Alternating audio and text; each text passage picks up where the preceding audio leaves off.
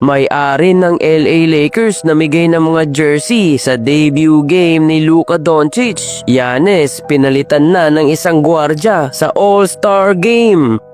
Uy, mukhang fit ito si Schroeder sa Detroit Pistons. Panalo agad sa kanyang debut game. Nakuha niya kanyang first bucket sa 3-point area. Nakawala na rin sa mapait na sistema ng Warriors. Nag-triple-double naman sa kanilang game itong si Cade Cunningham. Another one, 19 points, 10 rebounds at 12 assists. Ayaw patalo sa triple-double ni Sabonis, LeBron at Jokic. Panalo sila dito 102-112 kontra Hornets. Habang si Giannis nagkaroon na malalang injury mga idol dahilan para ma-miss niya ang All-Star Game at ito ngang sina LaMelo Ball, Trae Young, Tyrese Maxey ang mga front runners para palitan ang The Greek Freak. Kayo mga idol, sino karapat dapat sa kanilang tatlo?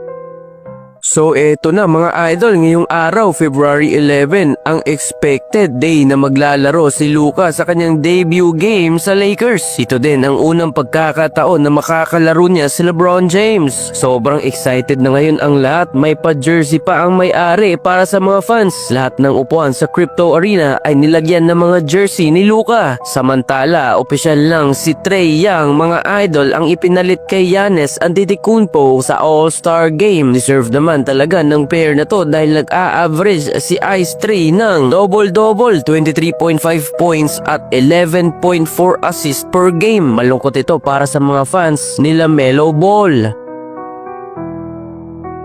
So may good news at bad news ang Lakers ngayon. Good news ay nakuha nila si Luka at ipinalit sa kanilang injury prone player na si Anthony Davis na ngayon nagka-injury na naman ulit sa Dallas. Ang bad news is wala na silang sentro dahil hindi nakapasa sa mga test itong si Mark Williams. So ang tanong, sino ang gagawing sentro ng LA Lakers ngayon? So kung si Luka pwedeng maging shooting guard, tapos si Austin Matic ang point guard, ibig bang sabihin ay pwede nilang ibalik sa center position si LeBron James gaya nung nakaraang taon nung under pa sila ni Darvin Ham na naglaro si LBJ bilang center. Ayon sa data, ang kanyang average points ay nasa 30.3 points per game, 8.2 assists at 6.2 rebounds per game at meron din siyang 2 blocks per game. All around player kasi si LeBron James. Ayong mga idol, sino pa mga all around GOAT na kayang gawin ang ginagawa ni LeBron sa NBA?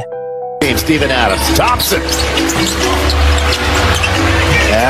Ito na mga idol ang update kay Anthony Davis. Nagkaroon umano ito ng CMA season-ending injury. Considered na CMA season-ending injury ito dahil ayon kay Shams Charania, multiple weeks daw mawawala si Davis dahil sa isang left adductor strain at nasa 30 games na lang din ang natitira bago ang playoffs. Kaya ano pa bang aantayin sa kanya? Goodbye All-Star Game para kay Anthony Davis. Sino kaya ang ipapalit? Blessing in disguise ang ginawang trade kay Luka at AD para sa LA dahil kung hindi to ginawa ni Pelinka ay siguradong sasakit na naman ang mga ulo ng mga fans ng Los Angeles Lakers dahil sa injury prone player na ito. Buti na lang at nasa Dallas na siya. Sayang at mukhang mabibitin tayo sa duo ni Anthony Davis at Kyrie Irving. Tapos na ang issue, panalo na ang Purple and Gold sa trade.